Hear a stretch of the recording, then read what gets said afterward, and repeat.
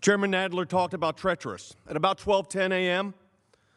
on January 22nd, the chairman of the Judiciary Committee at this body, on the floor of this Senate, said executive privilege and other nonsense. Now think about that for a moment. Watch Trump's lawyer humiliate Jerry Nadler right to his face and exposed his political theater. The president is on trial in the Senate, but the Senate is on trial in the eyes of the American people. Will you vote to allow all of the relevant evidence to be presented here? Or will you betray your pledge to be an impartial juror? Will you bring Ambassador Bolton here? Will you permit us to present you with the entire record of the president's misconduct?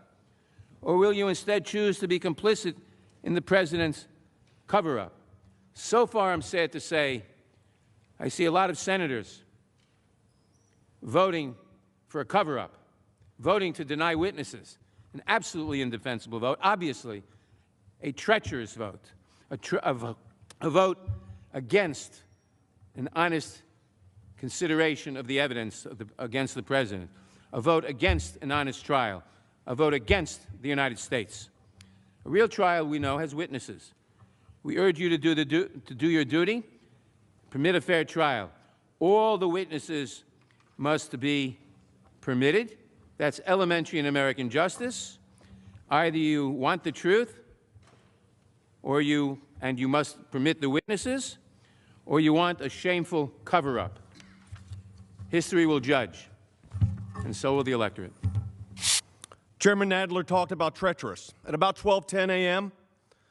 on January 22nd, the chairman of the Judiciary Committee at this body, on the floor of this Senate, said executive privilege and other nonsense. Now think about that for a moment. Executive privilege and other nonsense. Mr. Nadler, it is not nonsense. These are privileges recognized by the Supreme Court of the United States. And to shred the Constitution on the floor of the Senate, to serve what purpose? The Senate is not on trial.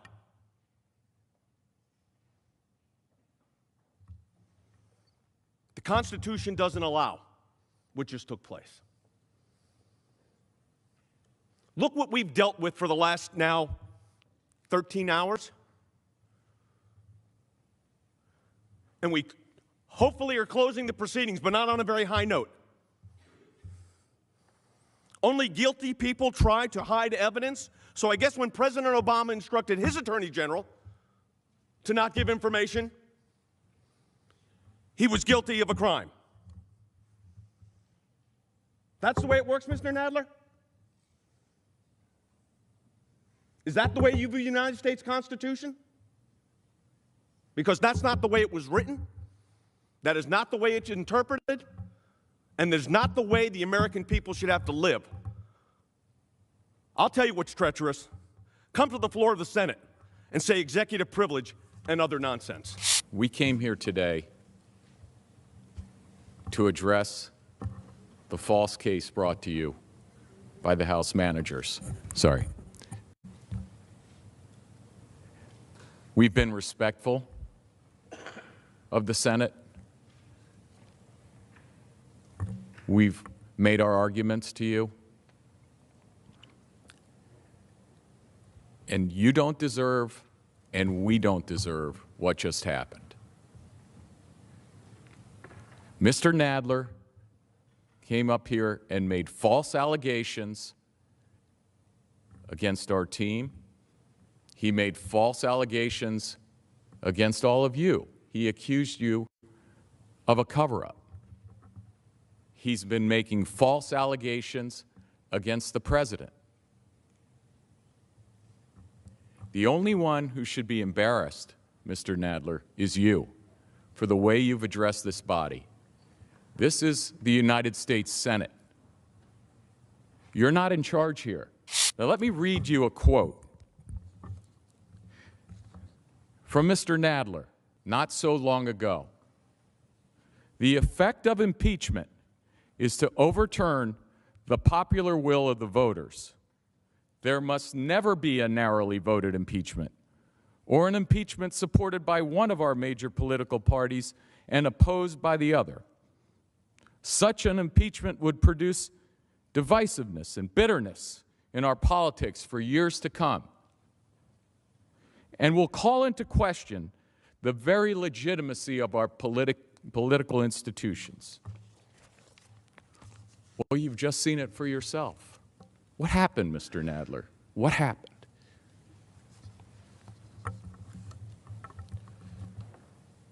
The American people pay their salaries, and they're here to take away their vote. They're here to take away their voice.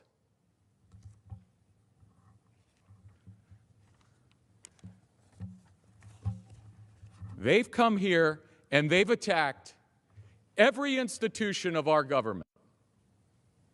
They have attacked the president, the executive branch. They have attacked the judicial branch. They say they don't have time for courts. They have attacked the United States Senate repeatedly. It's about time we bring this power trip in for a landing. President Trump is a man of his word. He made promises to the American people, and he delivered over and over and over again.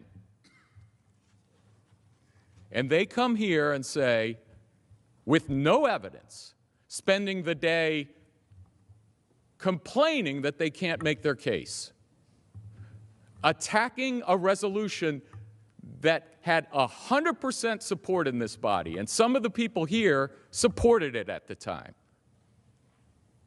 It's a farce, and it should end.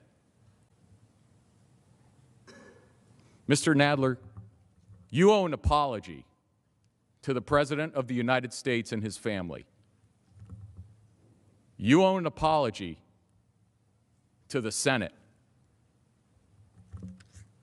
But most of all, you owe an apology. Before we get started, make sure you subscribe because the media will never show you moments like this honestly. What we just watched was one of the most satisfying shutdowns of Jerry Nadler during the entire impeachment circus. Democrats spent years pretending they were defending democracy, but the second somebody challenged their narrative, the mask came off immediately.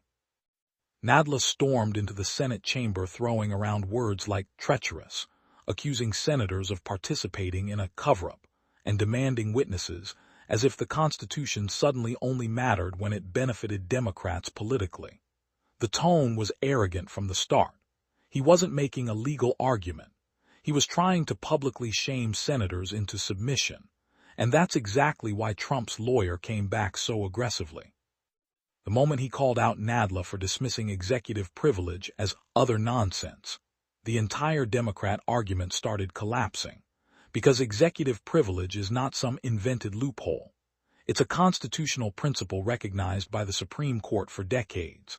But Nadler was so desperate to score political points that he basically mocked the existence of constitutional protections altogether. That was the real turning point here. Trump's lawyer didn't just defend the president. He defended the actual structure of the Constitution, while Democrats were openly trying to bulldoze through it for political revenge. And you could hear the frustration in his voice because this entire impeachment process had become less about facts and more about emotional intimidation. Notice how quickly the Democrats resorted to moral blackmail. If you don't vote our way, you're guilty. You don't call witnesses, you support a cover-up. You disagree with us, history will judge you. That's not a legal standard. That's political coercion. And Trump's lawyer completely exposed the hypocrisy with one devastating comparison: Barack Obama invoking executive privilege during his presidency. Suddenly, Democrats didn't want to talk about that anymore. Suddenly, executive privilege wasn't nonsense. Suddenly, withholding information wasn't proof of criminal behavior. That inconsistency destroyed Nadler's argument in seconds.